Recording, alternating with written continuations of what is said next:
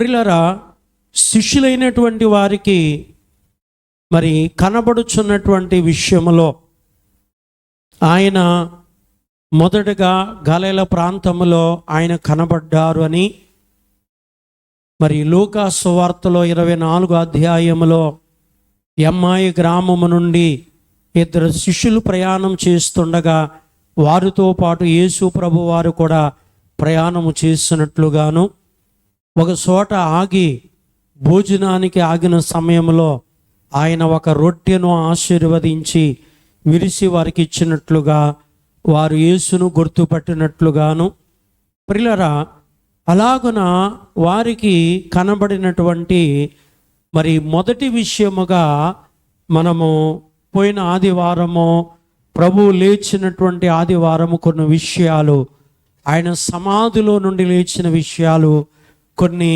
ధ్యానం చేసుకున్నాం. ఈ రెండవ ఆదివారంగా ప్రియులారా ఈరోజు జరిగిన విషయాన్ని ధ్యానం చేస్తున్నాం. ఇది రెండవ ఆదివారం. మొదటి ఆదివారము ఆయన సమాధి ఇక్కడ లేవటము, మార్గములో ప్రయాణము చేయటము, మరి ఆ గలిలయ ప్రాంతంలో ఆయన శిష్యులైన వారిని కొంతమందిని కలుసుకునటము. ప్రియులారా, మరి ఆ చరిత్ర మొన్న ఆదివారం, ఈవేళ ఆదివారం కూడా మనకి ఇక్కడ కనబడుతుంది. స్పష్టంగా ఇక్కడ మనకి ఉంది.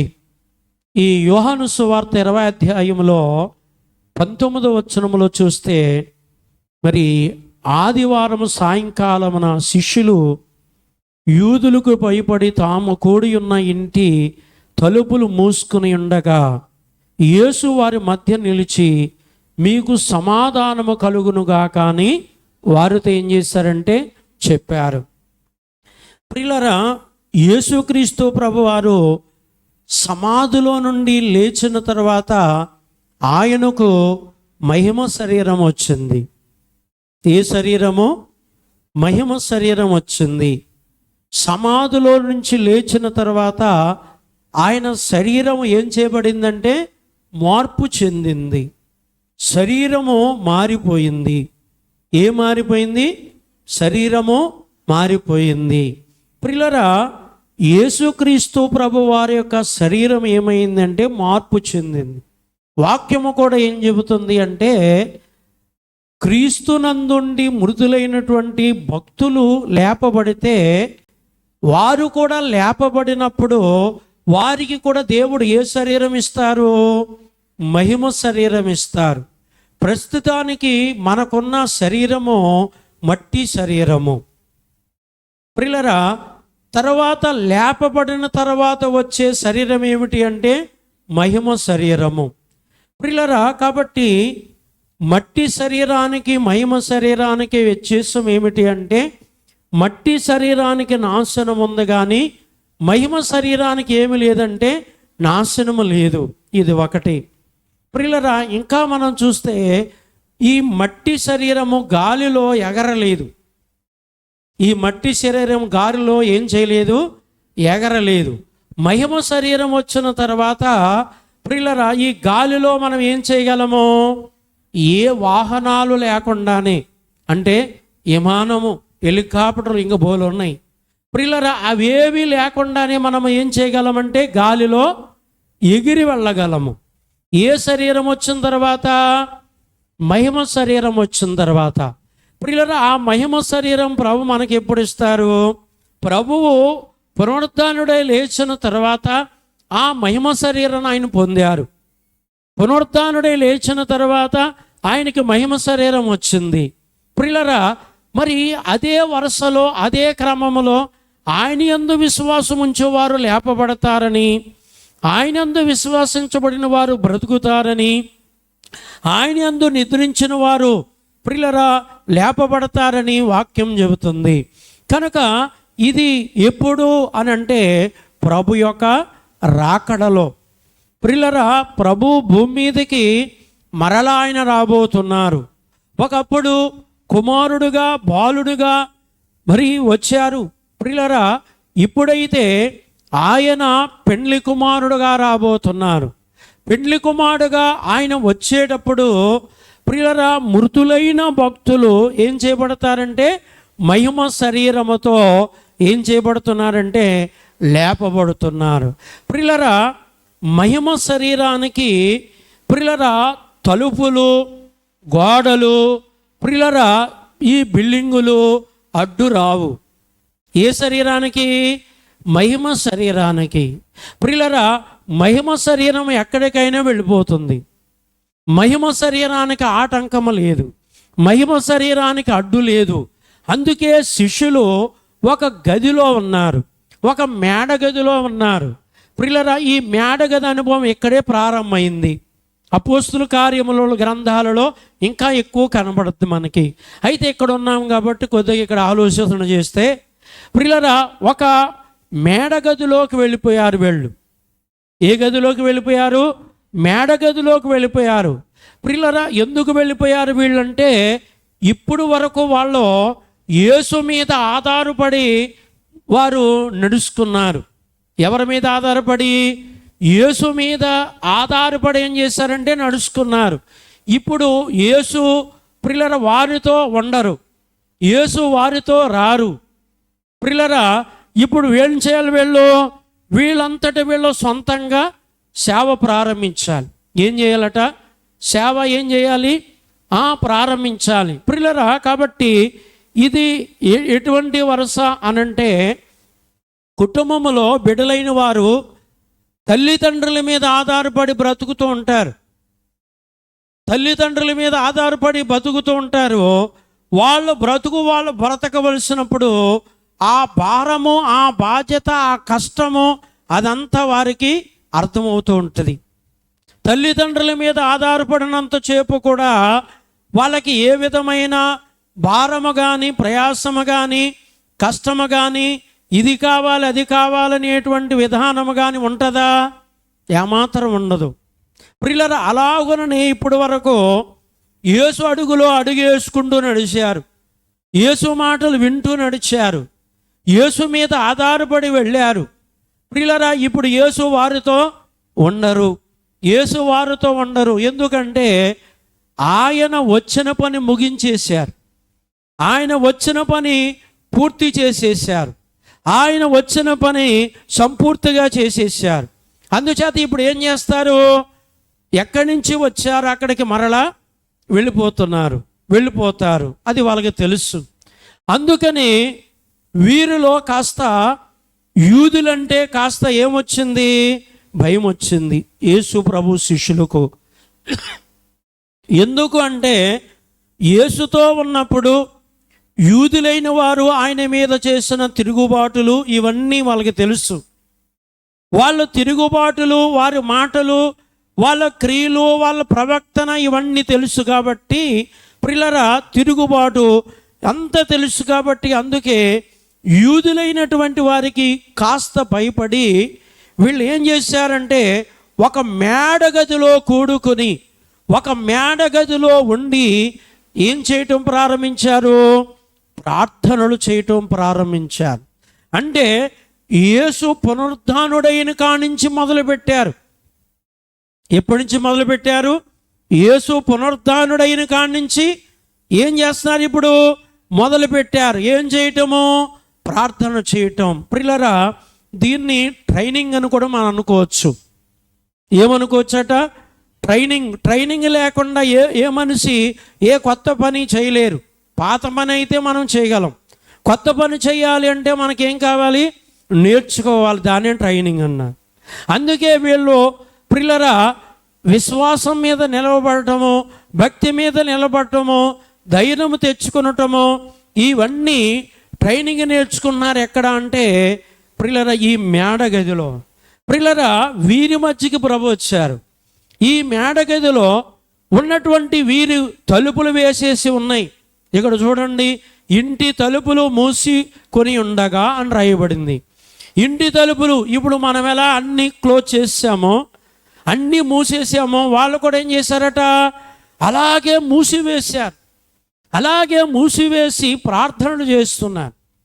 ప్రార్థనలు చేస్తున్నటువంటి ఆ సమయంలో ఇక్కడ చూడండి, యేసు ప్రభువారు వారి మధ్య నిలిచి కనుక వారు చుట్టూ కూర్చున్నారు, చుట్టూ కూర్చుండి ప్రార్థన చేసుకుంటున్నారు.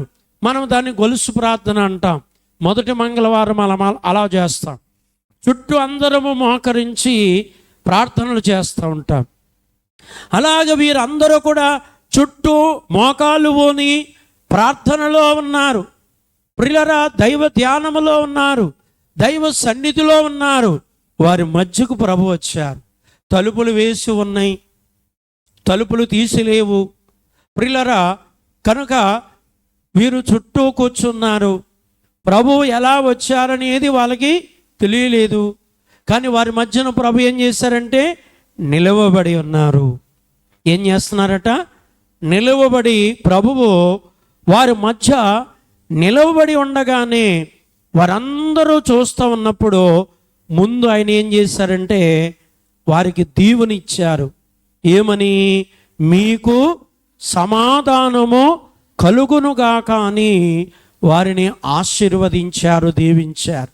ఎందుకంటే వారి మధ్యన ఏమి లేదు అంటే సమాధానము లేదు. ఏమి లేదు? సమాధానము లేదు.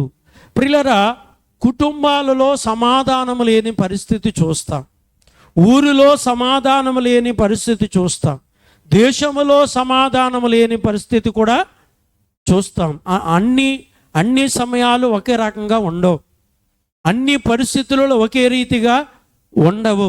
ప్రియులారా, సమాధానము లేని పరిస్థితి రావచ్చు, సమాధానము లేని సమయం రావచ్చు. కనుక అందుకే శిష్యులు ఇప్పుడు వారి మధ్యన ఏమి లేదంటే సమాధానము లేదు. అది యేసుకు తెలుసు. అందుకే వారిని సమాధానపరచడానికి వారి మధ్యకు వచ్చారు. కనుక రాగానే ఏం చెప్తున్నారు ఇక్కడ? సమాధానము కలుగునుగాక అన్నారు. ఏమన్నారు? సమాధానము కలుగునుగాక అన్నారు. ప్రియులారా, వీరిలో అందరూ విశ్వాసం గలవారే. వీరిలో అందరూ ఎలాంటి వారు? ఆ నమ్మకము గలవారే. నమ్మలేని వారు లేరు. ప్రియులారా, ఒకడు చనిపోయాడు, ఒకడు బయట ఉన్నాడు. ప్రియులారా, కాబట్టి అందుచేతనే ఇక్కడ మరి ఆ నమ్మకము కలిగినటువంటి వారి దగ్గర ప్రభు ఏం చేశారు అనంటే 20 వచనం చూడండి. ఆయన ఇలాగూ చెప్పి వారికి తన చేతులను తన ప్రక్కను చూపగా. ప్రియులారా, ఇక్కడ ఒక గొప్ప విషయం ఏమిటంటే వారిలో ప్రభువు తలుపులు వేసి ఉండగా, తలుపులు మూసి ఉండగా వారి మధ్యకు వచ్చారు. వారి మధ్యకు రావటంలో వారి ఆలోచన ఎలా ఉంటుంది ఇప్పుడు, వారి మనసు ఎలా ఉంటుంది ఇప్పుడు అంటే, యేసు ప్రభు దయ్యమై వచ్చాడా, భూతమై వచ్చాడా, దయ్యమా, భూతమా, గాల, ధూళ అనేటువంటి ఆందోళన ఉంటుంది కదండి. అందుకు ప్రభు ఏం చేశారంటే ఆయన చేతులకు కాళ్ళకు ఉన్న మేకులతో పొడిచిన గాయాలు చూపించారు. ఏం చూపించారమ్మా? గాయాలు చూపించారు. బహుశా శరీరానికే గాయాలు ఉంటాయి కానీ ఆత్మకు గాయాలు ఉండవు, అది మనకు తెలిసిందే. ప్రియులారా, ప్రభువు వారి మధ్యకి ఆత్మగా వచ్చినట్లయితే ఆత్మకు గాయాలు ఉండవు, ఆత్మకు ఏముండవు? గాయాలు ఉండవు. యేసు ప్రభు ఇది ఒక మాట చెప్పారు, మత్తయి సువార్తలో చెప్తారు. ఏమనంటే, నీవు దేవుని సన్నిధికి రావటానికి నీ కన్ను ఆటంకముగా ఉంటే ఆ కన్ను తీసేసుకో. కన్ను ఉండి నరకములోకి వెళ్ళే కంటే కన్ను లేకుండా జీవములోకి వెళ్ళుట అంటే, నీవు జీవములోకి వెళ్ళినప్పటికీ కన్ను లేకుండా ఉండవు. శరీరానికే కన్ను ఉండదు కానీ ఆత్మకు కన్ను ఉంటుంది. చెయ్యి అడ్డుగా ఉంటే దేవుని మందిరానికి రావటానికంట చెయ్యి అడ్డుగా ఉంటే దాన్ని నరికి అవతల పారై.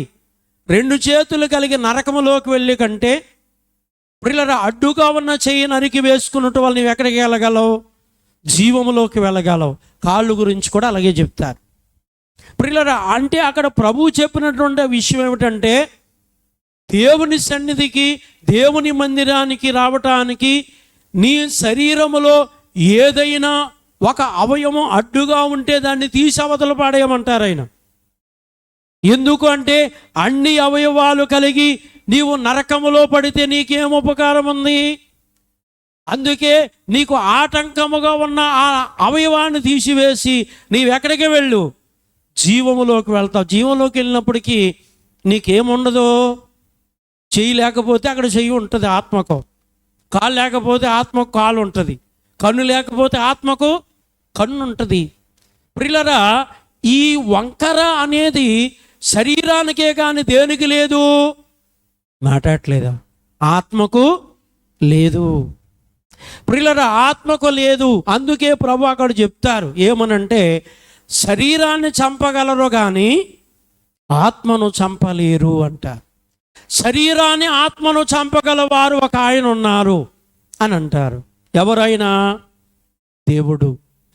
శరీరాన్ని చంపగలడు, ఆత్మను కూడా చంపగలిగిన వారు ఎవరంటే దేవుడు. ప్రియులారా, నరులైన వారు, శత్రువులైన వారు ప్రియులారా శరీరాన్నే చంపగలరు కానీ ఏం చంపలేరు? ఆత్మను చంపలేరు. వాళ్ళకి భయపడొద్దని మత్తయి సువార్తలో ప్రభువు రాయించారు. శరీరాన్ని చంపి ఆత్మను చంపలేని వారికి మీరు భయపడకండి, శరీరాన్ని ఆత్మను చంపే దేవునికి ఏం చేయమన్నారు? భయపడమన్నారు. ప్రియులారా, ఇప్పుడు చూడండి, యేసు ప్రభు వారి మధ్యకి శరీరముతో వచ్చారా, ఆత్మతో వచ్చారా?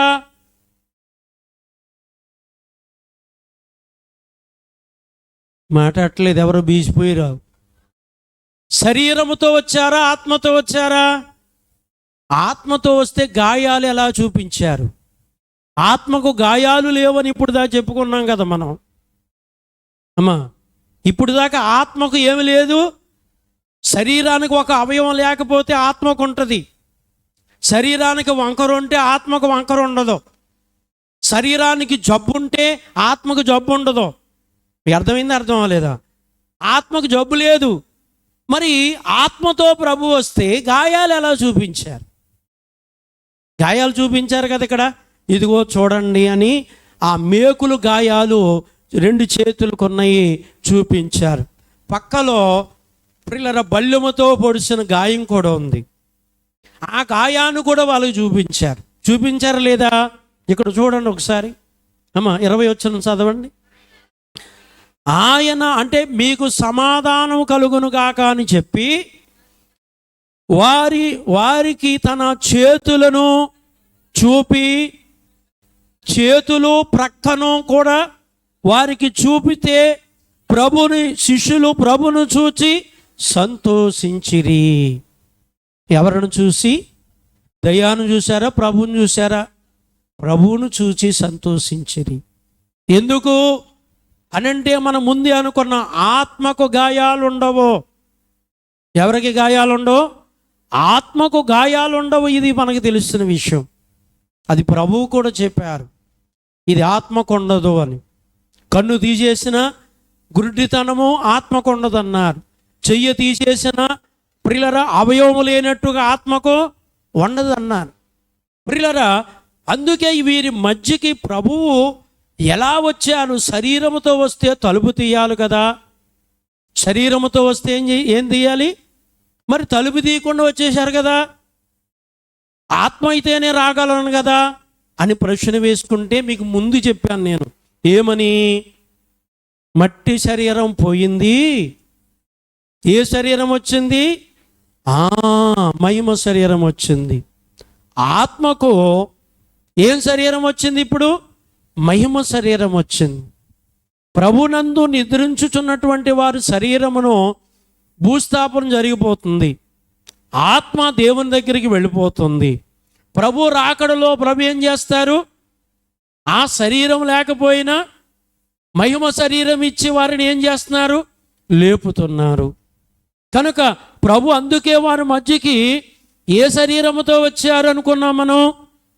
అమ్మా, మట్టి శరీరముతో వచ్చారా, మహిమ శరీరంతో వచ్చారు? మహిమ శరీరముతో ప్రభు వారి మధ్యకి వచ్చారు. అదే ఇక్కడ మనం ధ్యానం చేస్తున్నాం.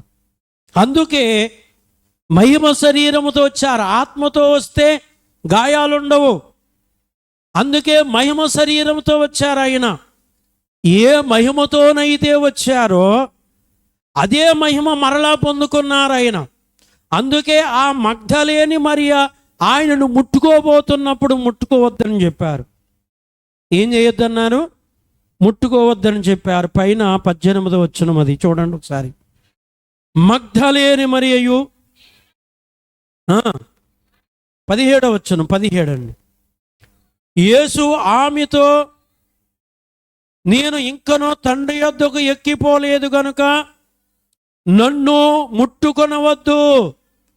అయితే నా సహోదరుల యొద్దకు వెళ్ళి నా తండ్రియు మీ తండ్రియును, నా దేవుడును మీ దేవుడునైన వాని యొద్దకు ఎక్కిపోవచ్చున్నానని వారితో చెప్పుము. మగ్ధలేని మరియ యేసును ముట్టుకొనటానికి దగ్గరికి వెళ్ళబోతున్న సమయంలో ప్రభు ఏం చెప్తారు? అక్కడ ముట్టుకోవద్దంటారు.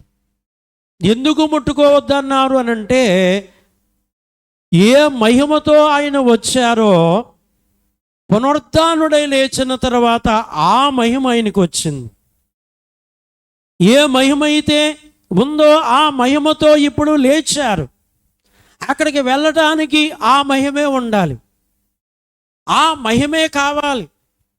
ప్రియులారా, ఆ మహిమ లేని పాపాత్ములు ఆయన మీద పడితే, మన చేతులు ఆయన మీద పడితే, ఆ మహిమ తగ్గితే అక్కడికి వెళ్ళటానికి ఆటంకం, అక్కడికి వెళ్ళటానికి వీలు లేని పరిస్థితి ఎదురవుతుంటుంది మాలిన్యం అయిపోయిన తర్వాత. ప్రియులారా, అందుచేతనే ఇక్కడ ప్రియులారా మహిమ శరీరముతో ప్రభు వచ్చారు. మహిమ శరీరంతో ప్రభు వచ్చినప్పుడు గాయాలు స్పష్టంగా చూపించారు. పక్కలో డొక్కలో బల్యము పోటు అది కూడా చూపించారు. ఎవరికట? శిష్యులు అడగలేదు. శిష్యులు అడగక మునుపే వారికి ఏం చేశారట? వారు విశ్వాసాన్ని ఇంకా బలపరిచారు, వారి నమ్మకాన్ని ఇంకా బలపరిచారు. ఆల్రెడీ నమ్మకం విశ్వాసం వాళ్ళకు ఉంది. దానిని ప్రభు ఏం చేశారు? ఇంకా బలపరిచినట్లుగా ఈ వాక్యములో మనకి కనబడుతుంది. అంత మట్టుకే కాకుండా వరం ఇచ్చారు. ఇక్కడ మామూలు వరం కాదు, అంతకుముందు కొన్ని వరాలు ఇచ్చారు. ఆయన మట్టి శరీరముతో ఉన్నప్పుడు కొన్ని వరాలు ఇచ్చారు. అది భూలోక సంబంధించినటువంటి వరాలు ఇచ్చారు. కానీ మహిమ శరీరముతో వచ్చిన తర్వాత ప్రియులారా ఆత్మ సంబంధమైన వరాలు ఇచ్చారు. ఏ వరాలు? ఆత్మ సంబంధమైన వరాలు ఇచ్చారు. బహుశా ఆయన శరీరముతో ఉన్నప్పుడు ప్రియులారా ఇచ్చిన వరాలు ఏమిటి అంటే, మీరు సర్వ సృష్టికి వెళ్ళండి, సర్వజనాంగాన్ని నాకు శిష్యులుగా చెయ్యండి, రోగులను బాగు చెయ్యండి, దయ్యాలను వెలగొట్టండి, కుష్ఠరోగులను శుద్ధులు చేయండి, చనిపోయిన వారిని బ్రతికించండి. ప్రియులారా, ఈ అధికారం మీకు ఇస్తున్నానని ప్రభు వారితో చెప్పి ఆ వరాలు ఇచ్చారు. అవి శరీర సంబంధమైన వరాలే, ఆత్మ వరాలు కాదు. ఏ వరాలు అక్కడ? రోగులను స్వస్థపరచండి. వ్యాధి రోగము ఆత్మకు లేదు, శరీరానికి ఉంది. ముందుగానే మనం చెప్పుకున్నాం. ప్రియులారా, అవయవం లేకపోయే బలహీనత ఇలాంటివన్నీ దేనికి ఉన్నాయి? శరీరానికి ఉన్నాయి, కానీ ఆత్మకు లేవు. స్వస్థత ఎవరికి? ఆత్మగా శరీరానికా? శరీరానికి. ప్రియులారా, కుష్టి రోగం ఆత్మగా శరీరానికా? శరీరానికే. ప్రియులారా, చనిపోయే స్థితి ఆత్మగా శరీరానికా? శరీరానికే. అంటే ఆయన శరీరముతో ఉన్నప్పుడు శరీర వరాలు ఇచ్చారు. ఏ వరాలు ఇచ్చారు? శరీర సంబంధమైన వరాలు ఇచ్చారు శరీరముతో ఉన్నప్పుడు. ఆత్మతో ఉన్నప్పుడు ఆత్మ వరాలు ఇచ్చారు. అది భూలోక సంబంధమైంది కాదు, కానీ భూలోక సంబంధమైంది లాగా కనబడుతుంది కానీ కాదు. ఇక్కడే ఉంది, కింద చదువుకుందాం. 21. అప్పుడు యేసు మరలా మీకు రెండోసారి దీవించారు, ముందోసారి దీవించారు, రెండోసారి. అంటే ఈ రెండవ దీవెన ఎప్పుడు వచ్చింది అంటే, శిష్యులు ప్రభును చూసి సంతోషించిరి అని ఉంది అక్కడ. శిష్యులు ప్రభువును చూచి ఏం చేశారు? ఏడ్చారో సంతోషించారు? మనమైతే ఏడుస్తాం. వాళ్ళు ఏం చేశారు? ప్రభు రాగానే చాలా ఆనందించారు, చాలా సంతోషించారు. ప్రభు రావటమే వారికి ఏనుగుల బలం వచ్చేసిందన్నమాట. అందుకే వాళ్ళు సంతోషించారు. సంతోషించినప్పుడు మరలా దీవించారు. ఏమని? మీకు సమాధానం కలుగునుగాక. తండ్రి నన్ను పంపిన ప్రకారముగా నేను మిమ్మును పంపుచున్నానని వారితో చెప్పెను. ఆగండి. ఇది శరీర సంబంధమైన దీవెన కాదు. ఎందుకు పంపుతున్నాడు ఈయన? అంతకుముందు పంపినప్పుడైతే ప్రియులారా, రోగులను బాగు చేయమని, దయ్యాలు వెలగొట్టమని, కుష్ఠరోగులు శుద్ధులు చేయమని, చనిపోయిన వారిని బ్రతికించమని, శరీర సంబంధమైనటువంటి మరి కార్యాలు చేయమని వారిని పంపించారు. ఇప్పుడు మహిమ శరీరముతో ఉన్న ప్రభు అంటారు, తండ్రి నన్ను పంపిన ప్రకారముగా నేను మిమ్మును కూడా పంపుచున్నాను. అంటే వీరు ఇప్పుడు ఏం చేయాలి? ఆత్మలను రక్షించాలి. నశించుచున్నటువంటి ఆత్మలను ఏం చేయాలి? రక్షించాలి. ఏ ఆత్మలట? పాపము, శాపము, దోషము, కీడు, ప్రియులారా ఎన్నో ఉన్నాయి. వీటి ద్వారా ఆత్మలు ఏమైపోతున్నాయి? నశించిపోతున్నాయి. నశించిపోతున్న ఈ ఆత్మలను ఇప్పుడు ఏం చేయాలట? రక్షించాలి. ప్రియులారా, అందుకే తండ్రి నన్ను పంపిన ప్రకారంగా నేను కూడా మిమ్మును పంపుచున్నాను. ప్రియులారా, మిమ్మును కూడా పంపుచున్నాను. 22 ఆయన ఈ మాట చెప్పి వారి మీద ఊది పరిశుద్ధాత్మను పొందండి. ఏం చేశారు ఇక్కడ? ఊది ఏం పొందమన్నారు? పరిశుద్ధాత్మను పొందమన్నారు. ఊదటం ఏంటి అని అంటే, మన ప్రాణము ఆయన నోటి గాలి. మన ప్రాణము దేవుని నోటి గాలి. ఇది ఆది కాండములో కనబడుద్ది. ఆదామును దేవుడు మట్టితో బొమ్మంగా చేసినప్పుడు ప్రాణము, జీవము, ఆత్మ లేకపోతే దేవుడు ఆదాము నోటిలో ఊదాడని కనబడుతుంది. ఏం చేశాడని కనబడుతుంది? ఊదాడని కనబడుతుంది. ఊదగానే ఏమొచ్చింది అక్కడ? ప్రాణం వచ్చింది. ఏమొచ్చిందంటే ప్రాణం వచ్చింది. మరి అంతకుముందు ప్రాణం ఉందా? లేదు. అందుకే మన ప్రాణము దేవుని నోటి ఊపిరి, దేవుని నోటి గాలి. అది మనకేమైందట? జీవమైంది. ప్రియులారా, అందుకే ఇక్కడ ఊదటం ఏమిటి అంటే ఆది కాండములోకి వెళ్ళాలన్నమాట, ఆదాము దగ్గరికి. అందుకే వీరి మీద ప్రభు ఊదటానికి కారణం ఏమిటి అంటే పరిశుద్ధాత్మ శక్తి వారు పొందాలి. పరిశుద్ధాత్మ వారి మీదకి రావాలి. ఇది ఒక వరము. ఊది పరిశుద్ధాత్మను వారి మీద కుమ్మరించారనేది ఇది ఒక వరము. రెండోది చూడండి, 23 మీరు ఎవరి పాపాలు క్షమింతురో అవి వారి పాపాలు క్షమించబడును. ఎవరి పాపాలు నిలిచి ఉండునంట అందురో వారి పాపాలు నిలిచి ఉండెను అన్నారు. అంటే పాపాలు పరిహారం చేయటం అనేది శరీర సంబంధమైనది కాదు, ఆత్మ సంబంధమైనది. ఏ సంబంధమైంది? ఆత్మ సంబంధమైంది. పాపం ఉంటే మనిషి ఎక్కడికి వెళ్ళాలి? నరకానికి వెళ్ళాలి, పాతాళానికి వెళ్ళాలి, తర్వాత నరకానికి వెళ్ళాలి. అందుకే పాతాళానికి వెళ్ళకుండా, నరకానికి వెళ్ళకుండా ప్రియులారా, ఆ మనుషుల్లో ఉన్నటువంటి పాపమును ఏం చేయటానికి? పరిహారము చేయటానికి. ఏం చేయటానికట?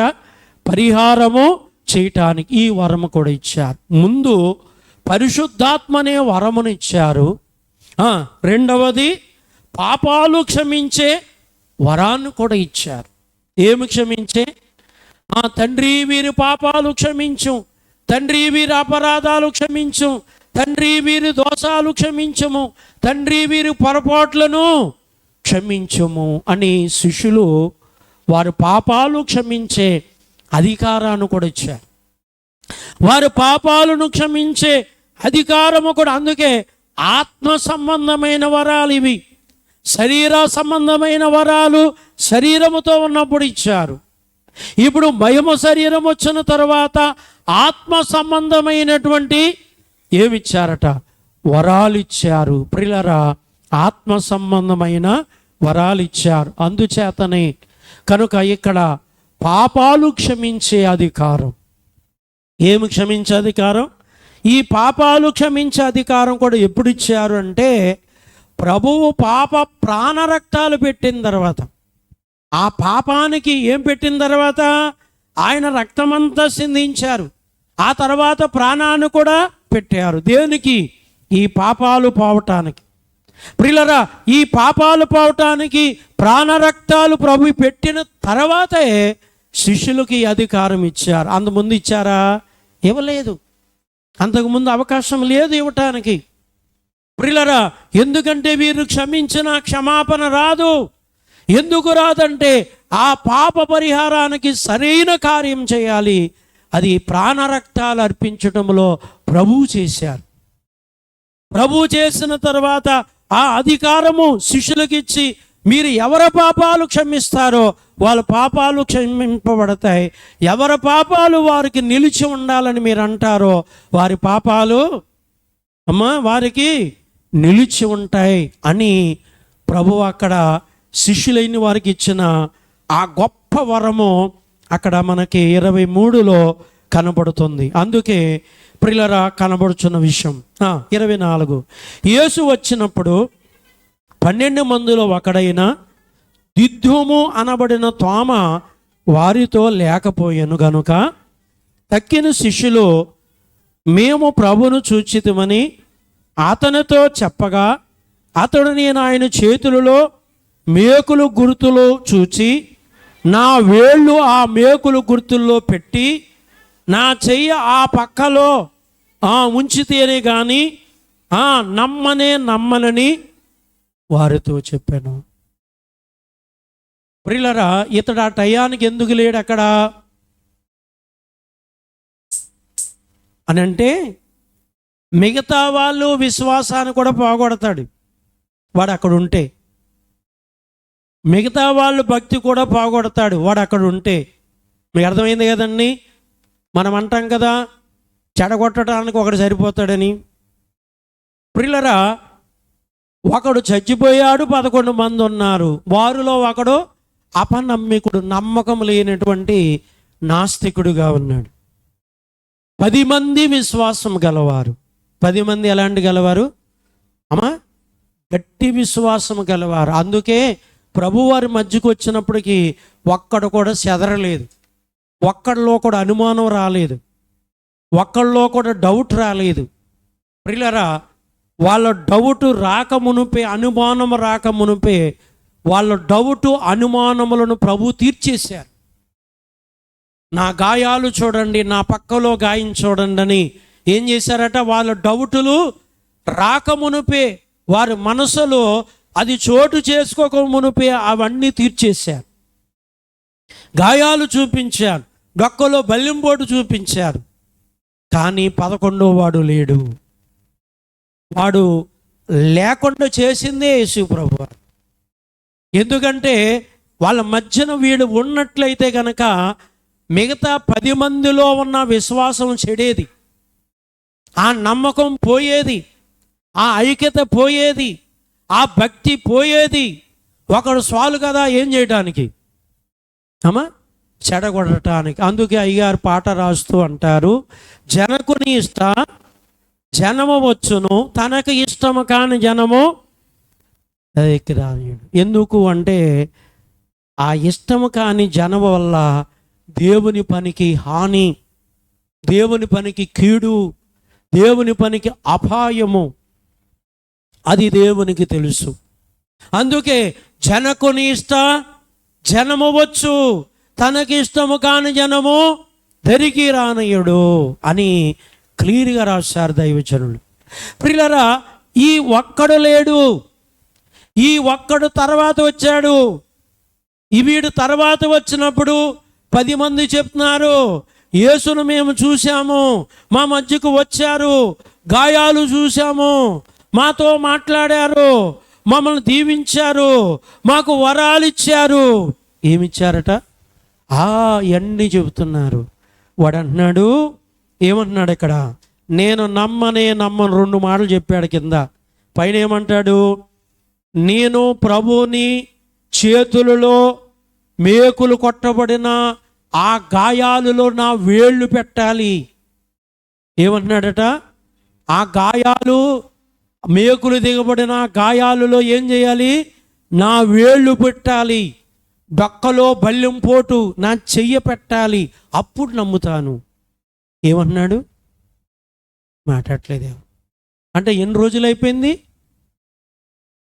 8 దినాలు దాటేసింది. పోయిన ఆదివారము 3 రోజులు వేశారు, ఈ ఆదివారము 8 దినాలు. ఈ 8 ఆ పోయిన 2 రోజులు లెక్కేసుకుందాం, అక్కడికి 10 దినాలు. తోమా గారు ఇవాళ లేడు, రేపు ఎల్లుండి వచ్చాడు. అంటే ఆయన గాయపరచబడి ప్రియులరా 15 దినాలు అయిపోయినాయి కదండి. ఎన్ని దినాలు అయిపోయినాయి? 15 దినాలు అయిపోయినాయి. ఈ 15 దినాలకి గాయాలు సన్నంగా ఏమవుతాయి అమ్మా? పూడిపోతాయి కదా. సన్నంగా ఏమవుతాయి? గాయాలు పూడిపోతూ ఉంటాయి. ప్రియులరా, పూడిపోయిన గాయాల్లో ఏం చేస్తానంటున్నాడు? అంటే మళ్ళా గాయాలు అవుతాయి అవ్వా? మాట్లాడేటమ్మా. పూడిపోయిన గాయాల్లో వేళ్ళు పెడితే మళ్ళా గాయాలు రేగుతాయి కదా. ప్రియులరా, రేగుతాయి రేగవా? ఖచ్చితంగా రేగుతాయి. అంటే తోమా మనసు ఎలా ఉంది? ఆయన మళ్ళీ గాయపరిచే విధానం, మరలా కొంతమంది అయితే మరలా సిలువేసే విధానంలో ఉన్నారట. ఆయన మాట వినక, ఆయన ఆజ్ఞల్లో నడవక, ఆయన కట్టడాలు అనుసరించి చేయకుండా వాళ్ళ ఇష్టానుసారంగా జీవిస్తూ ఆయన మరలా సిలువేసే పనిలోనే కొందరు ఉన్నారట. ఈ యోధాలంటే వాళ్ళు కూడా కొంతమంది మరలా తోమాలంటే వాళ్ళు కూడా మరలా ఎలా ఉన్నారు? గాయాలు రేపే వాళ్ళగా ఉన్నారు. సిలువేయటం అంటే మరణం, అది మరలా చంపేవాళ్ళని అర్థం. ప్రియులరా, గాయాలు రేపటం అంటే పూడిపోయిన గాయాలు మరలా రేపటం. కనుక అంతగా అంటున్నాడు, ఆ మేకుల గుర్తుల్లో నా వేళ్ళు పెట్టి చేయి పెడితేనే కానీ నమ్మను అని మిగతా వాళ్ళందరితో చెప్తున్నాడు. 26 చూడండి. 8 దినములైన తర్వాత ఆయన శిష్యులు మరలా లోపల ఉన్నప్పుడు తోమా వారితో ఉండెను. తలుపులు మూయబడి ఉండగా యేసు వచ్చి మధ్య నిలిచి, మీకు సమాధానము. 3వసారి ఇక్కడ దీవెన వీళ్ళకి. ఇప్పుడు 8 దినాలకు వచ్చారంట. మరలా వాళ్ళ దగ్గరికి వచ్చిన 8 దినాలకి మరలా వచ్చారంట. అంటే ఈ లెక్కలను బట్టి చూస్తే 16 రోజులు అయిపోతుంది ఇక్కడికి.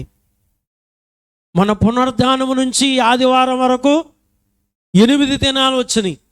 ఈ ఆదివారం లేడని పైన 19లో చూసాం. ఈ 2వ ఆదివారంలో ధ్యానంలో ఉన్నాం మనం. ఈ వేళ లేనివాడు మరలా ఆదివారం ప్రభు వచ్చారు. అంటే 8 దినాలకి 3వ ఆదివారం. ఎన్నో ఆదివారం అమ్మా? 3వ ఆదివారం వాళ్ళ మధ్యకి మరలా ప్రభు వచ్చారు. వచ్చేసరికి ప్రియులరా, ఇక్కడ చూడండి, 16 దినాలు అయిపోయినప్పటికీ ప్రభు రాగానే తోమా వారి మధ్యన ఉన్నారు. తలుపులు మూసే ఉన్నాయి. వారి మధ్యకి ప్రభు వచ్చారు. ముందు వచ్చినట్లుగానే ఇక్కడ ఏమన్నారు? మరలా మీకు సమాధానము కలుగునుగాక అన్నారు. ఎవరితో మాట్లాడలేదు, తోమాతోనే మాట్లాడారు. ఈసారి ఈ 2వసారి వచ్చినప్పుడు ఏం చేశారు? తోమా గారితోనే మాట్లాడారు. 27 వచనం చూడండి. తరువాత తోమాను చూచి, అంటే ఆ దీవెన వచనం అయిపోయిన తర్వాత మాట ప్రభు దీవించేశారు. దీవెన వచనం అయిపోయింది. ఆ వచనం అయిపోయిన తర్వాత అప్పుడు అంటున్నారు తోమాను చూచి, నీ వేళ్ళు ఇటు చాచి నా చేతులు చూడుము, నీ చెయ్య చాచి నా ప్రక్కలో ఉంచి అవిశ్వాసివి కాక విశ్వాసమై ఉండనివ నేను. ప్రియులరా, తోమా వీరితో ఏమన్నాడో ఆయనకి తెలుసు. ఆయన నరుడు కాదు కదా. ఇప్పుడు మనమున్నాం, మీ మనసులో ఏముందో నాకు తెలియదు, నా మనసులో ఏముందో మీకు తెలుసా? మరి బయట ఏదో అనుకుంటే మనకి ఇంకేం తెలుస్తుంది? ఎక్కడెక్కడ ఉన్న వాళ్ళకే తెలియలేదు. మనం మనుషులం కాబట్టి తెలియదు. ఆయన దేవుడు కాబట్టి, ఆయన ఎవరు? దేవుడు కాబట్టి నీవు ఎక్కడ ఉన్నా అనుకున్నా తెలుసు. ఇంకా ఎక్కడ ఉండి అనుకున్నా ఎవరు తెలుసు? ప్రభువుకు తెలుసు. ఆయనకు మరుగు లేదు, చాటు లేదు. ప్రియులారా, ఈ తోమ మిగతా శిష్యులతో ఏమన్నాడో ఆయనకి తెలుసు.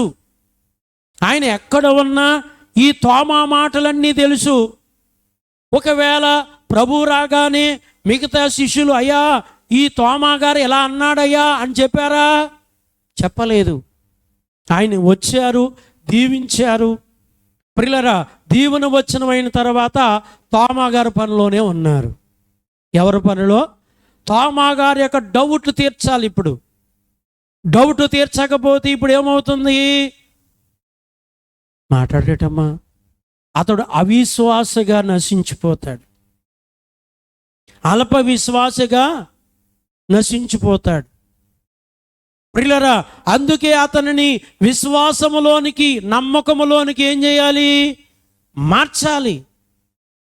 విశ్వాసం లేని వారికి విశ్వాసం కలిగించాలి, నమ్మకం లేని వారికి నమ్మకం కలిగించాలి.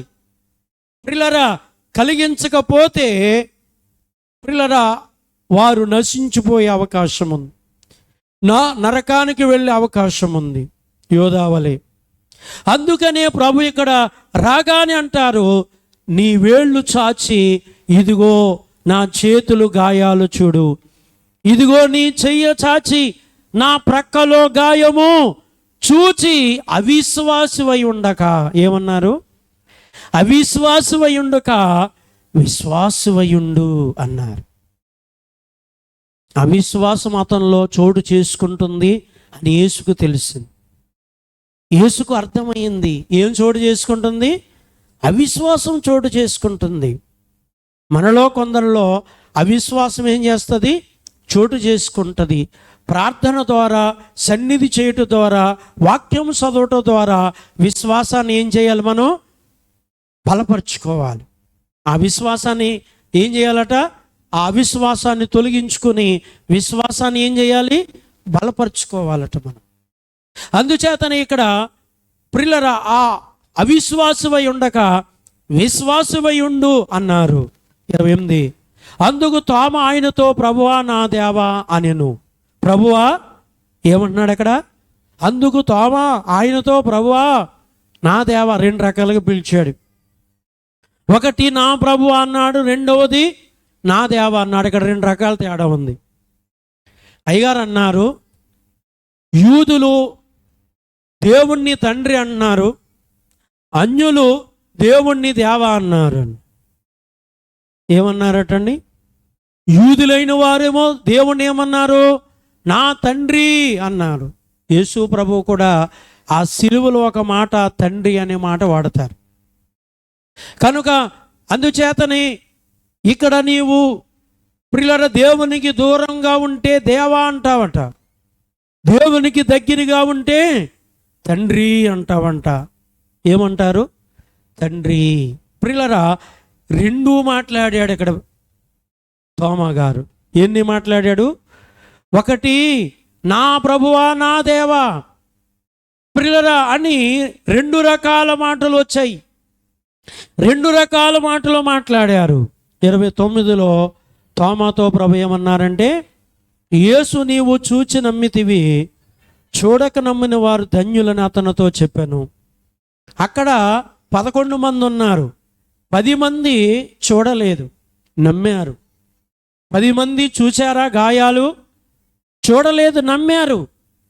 కానీ తోమా గారు ఏం చేశారు? చూచి నమ్మారు. అందుకు ప్రభు ఏమన్నారు? చూడక నమ్మిన వారు ధన్యులు అన్నారు. ఎవరు ధన్యులట? చూచి నమ్మిన వారా, చూడక నమ్మని వారా? చూడకుండా ఇప్పుడు యేసు మరణం మనం చూడలేదు, సిందించిన రక్తాన్ని మనం చూడలేదు, అర్పించిన ప్రాణాన్ని మనం చూడలేదు, పునరుద్ధానుడై తిరిగి లేచింది మనం చూడలేదు. చూడకపోయినా ఎక్కువగా మనం ఏం చేస్తున్నాం? నమ్ముచున్నాము. దేవుడు నరుడుగా భూమి మీదకి వచ్చారు అని నమ్ముచున్నాం. అద్భుతాలు నమ్ముచున్నాం. శిలువ శ్రమను నమ్ముచున్నాం. శిలువ రక్తాన్ని నమ్ముచున్నాం. శిలువ మరణాన్ని నమ్ముచున్నాం. పునరుద్ధానాన్ని నమ్ముచున్నాం. నమ్ముతులేదా? చూచి నమ్ముతున్నామా, చూడక నమ్ముతున్నామా? ప్రభు ఏం చెప్పారు అక్కడ? చూచి నమ్మిన వారు ధన్యులు అన్నారా, చూడక నమ్మిన వారు ధన్యులు అన్నారా? అమ్మా, చూడక నమ్మిన వారే ధన్యులు. ప్రియులారా, వాళ్ళే పరలోక భాగ్యవంతులు. మోక్షములో జీవములో ఉండే ధన్యులు, భాగ్యవంతులు ఎవరంటే చూడక నమ్మిన వారు. ప్రభు అందుకే తోమాతో అన్నారు, నీవు చూచి నమ్మావు, చూడక నమ్మిన వారు ధన్యులు అని చెప్పారు. 30 మరియు అనేకమైన ఇతర సూచక క్రియలను యేసు తన శిష్యుల ఎదుట చేసెను.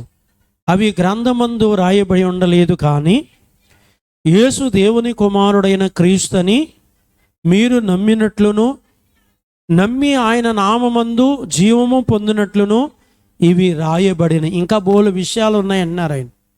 యోహాను గారు, ప్రభు పునరుద్ధానుడై లేచిన తర్వాత మా ఎదుట ఎన్నో సూచక క్రియలు ప్రభు మా పట్ల అనేకమైనవి చేశారు, మేము చూసాము. అవి ఈ గ్రంథములో రాయబడలేదు. ఏమంటున్నారు ఇక్కడ? ఈ గ్రంథములు ఏం చేయబడలేదట? వ్రాయబడలేదు. దేవుని కుమారుడైన క్రీస్తు మీరు నమ్మినట్లు, నమ్మి ఆయన నామమందు జీవం పొందినట్లు. ఏం పొందాలి? నిత్య జీవం పొందాలి మనం. ఆ జీవం పొందటానికి కోసం ఈ కొన్ని రాయబడ్డాయి అన్నారు. ఇంకా రాయవలసిన బోలు ఉన్నాయన్న, చేసిన బోలు ఉన్నాయన్నారు, జరిగిన బోలు ఉన్నాయన్నారు. ప్రభు చేసిన సూచక్రియలు ఇంకా బోలు ఉన్నాయని రాశారు ఇక్కడ. కనుక ఇంకా బోళ్ళన్నీ ఉన్నాయి. అయితే అవన్నీ గ్రంథంలో రాయబడలేదు, కానీ దేవుని కుమారుడైన యేసు అని మీరు నమ్మినట్లు ఆ నమ్మిక, ఆ నామమున మీరు జీవం పొందాలి. ఆయన నామములో ఏం పొందాలి? నిత్య జీవము. అందుకే యేసునందే రక్షణ, యేసునందే నిత్య జీవము, యేసునందే మోక్షము. యేసు లేకపోతే లేదు. ఎవరు లేకపోతే లేదు? యేసు లేకపోతే జీవము లేదు, యేసు లేకపోతే మోక్షము లేదు. ఎందుకు? వాటి కొరకు ఏమి చేయాలో అది ప్రభువు చేశారు. రక్తం సిందించడం కానీ, ప్రాణాన్ని బలి చేయటం కానీ, రక్తం సిందించడం కానీ, ప్రాణాన్ని బలి చేయటము కానీ, ఆ శ్రమ అనిపించడం కానీ, జీవములోనికి వెళ్ళటానికి ఏ పాపశాప దోషాలు ఆటంకముగా ఉన్నాయో వాటిని తొలగించటానికి, ఆ అడ్డును తప్పించటానికి ఆయన చేసిన కార్యము ఎంతో గొప్పది. కాబట్టి అందుకే ఆయన యందు, ప్రభు యందు విశ్వాసం ఉంచితే, ఏముంచితేనటండి? ప్రభు యందు విశ్వాసం ఉంచితే మనం ఎవరము? నిత్య జీవము గలవ ఎవరటండి? కాబట్టి యేసు లేకపోతే, ఎవరి జీవితంలో యేసు లేకపోతే వారు నిత్య నరకము గలవారు కానీ నిత్య జీవము గలవారు కాదు. మనమందరం నిత్య జీవం గలవారు కావాలంటే యేసు జీవము మన జీవితంలో ఉండాలి. అందుకే అయ్యగారు, నీ రక్తము ప్రతి నిమిషము నాలో ధారలుగా ప్రవహించుచున్నది. ఏంటి అది అంటే జీవము అని రాశారు. ఏమిటంటండి? ఆయన రక్తము ధారలుగా మనలో ప్రవహించుట, అది మనకేంటి? జీవము అని రాశారు. యేసు రక్తము మనలో ధారలుగా ప్రవహించుట వలన మనము జీవము. ఒకవేళ అది మనం గమనించకపోయినా ఆయన శరీరము తింటున్నాము, ఆయన రక్తాన్ని తాగుచున్నాం. ఆ రీతిగా ఆయన రక్తము మనలోనికి వస్తుంది. ప్రియులారా, మనకి జీవం ఇవ్వటానికి ఆయన రక్తం మనలోనికి వస్తుంది అని మనం ఈ వాక్యము ద్వారా ధ్యానం చేసుకున్నాం. కాబట్టి ఆయన యందు గట్టి విశ్వాసముతో, గట్టి నమ్మకముతో, గొప్ప భక్తితో, గట్టి విశ్వాసముతో, గట్టి నమ్మకముతో మనము ఉండాలి. అలా ఉందాం. ఈ మాటలు ప్రభు మన వెనుకల్లో దీవించుగాక. దయగలిగిన మా తండ్రి, ప్రేమ కలిగిన ప్రభువా, కృపగలిగిన యేసయ్యా, రక్షకుడా నీకు వందనాలు, స్తోత్రాలు, స్తుతులు, మరణాతులు, ప్రణతులు చెల్లిస్తున్నాను తండ్రి. నాయన, ఇంతవరకు కొన్ని విషయాలు మాతో మీరు మాట్లాడారు, స్తోత్రము. ఈ మాటలు మా అందరి హృదయంలో నిలిచి ఫలించినట్లు దీవించమని ప్రభువా, పునరుద్ధానమును గురించిన కొన్ని సంగతులు, కొన్ని విషయాలు మేము కొంత సమయము ధ్యానం చేశాం. దేవా, ఆ పునరుద్ధాన జీవము, ఆ పునరుద్ధాన శక్తి, ఆ పునరుద్ధాన బలము అన్ని బలముల కంటే పునరుద్ధాన బలము గొప్పదన్నారు. అలాంటి బలాన్ని పొందుకొని శక్తి మాకు దయచేసి మీరే మహిమ, మీరే ఘనత, మీరే కీర్తి పొందుమని యేసు నామమున ప్రార్థించుచున్నాను పరమ